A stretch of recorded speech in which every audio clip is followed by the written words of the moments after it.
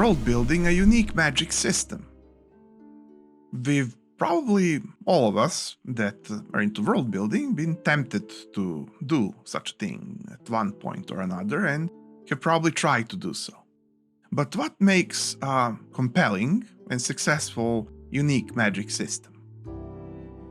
Well, I would say that as long as it provides enough allure into its mysticism, yet enough explanation about why it's logical, yet magical, is what makes one that is successful. So how do we produce such a one?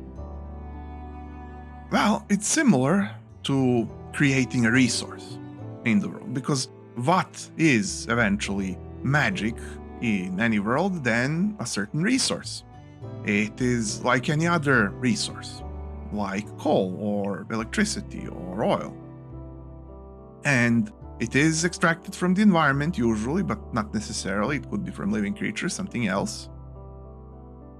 And then refined, usually, and used in technology. Again, usually, but not necessarily always. And especially, I know that there are many people who hate the notion of scientific magic. But this method that I'm explaining is universal, so whether you want very mystical magic or very understandable magic or something in between, it should be able to be used. So, following that you understand that you want essentially a new resource to flow through the world, then we think how that resource, what do we want it to manifest as? What is it gonna do for the story? What do we want it to do for the story? What's our goal with the narrative? What beauty and twists do we want to introduce with it? And there we know then what goals we have to shape our new resource by.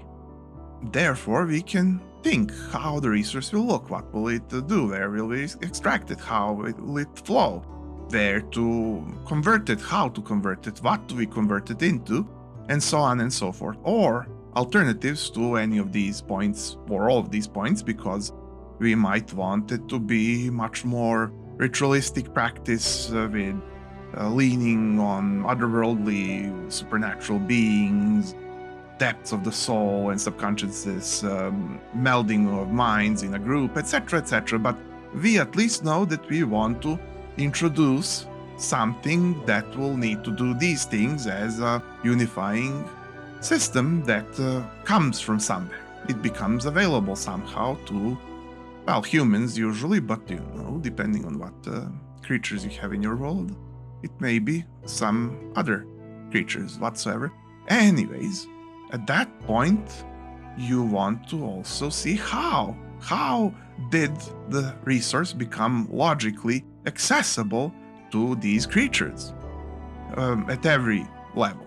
You want to see how did it become accessible to, say, mundane animals if you want it to be, and how it couldn't if you wanted to never be, or how it's rarely possible if you wanted to rarely be so, but not usual. And you do so at, as I said, every level, so that you create a consistent and, mind you, be thorough, consistent wall that should not be overcome by events in the story when you don't want it to, because whether a dungeon master or a writer or a RPG creator of any kind, you want things to work for you when you want them and be able to be broken only in ways that you want them to be broken, not in the ways that you don't want them to be broken. And then, once you have laid out several layers of different measures how this should properly work, because if we do only one system behind the curtains that will ensure that it works, it probably will be broken easily and sooner than later. So we want probably several different measures. At least let's have 2 subsystems that keep it in place at minimum, so that we'll be able to have more of stability.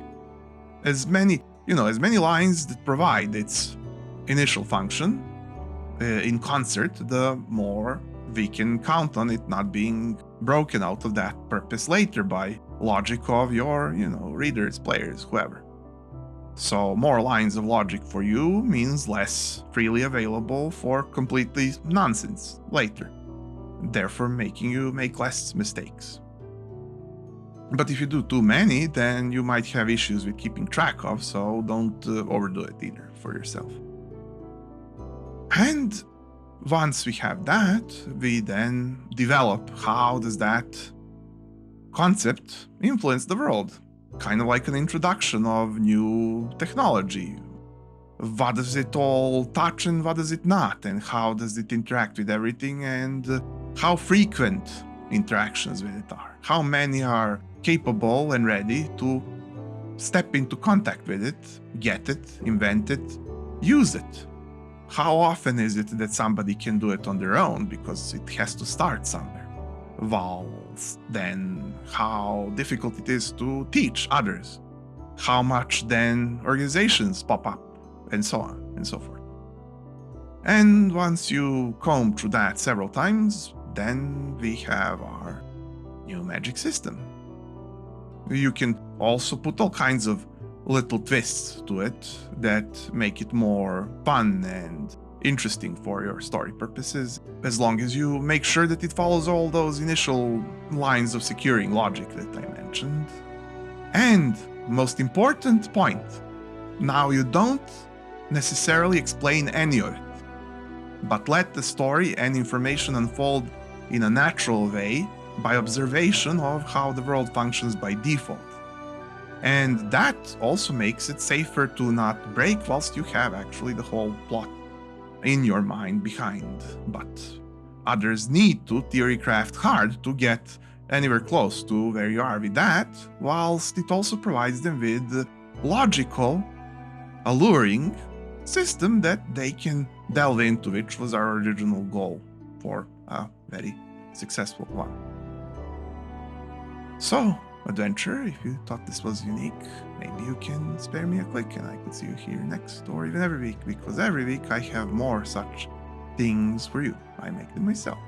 Here's indeed a whole list of world building that I'm working on here. So, I'm M. Welcome to dMTable.